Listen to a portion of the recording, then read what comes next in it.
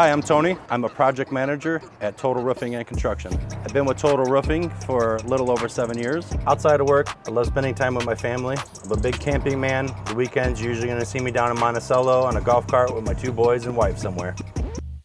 We're currently at SRS Building Products, sitting on a nice fine pallet of teak.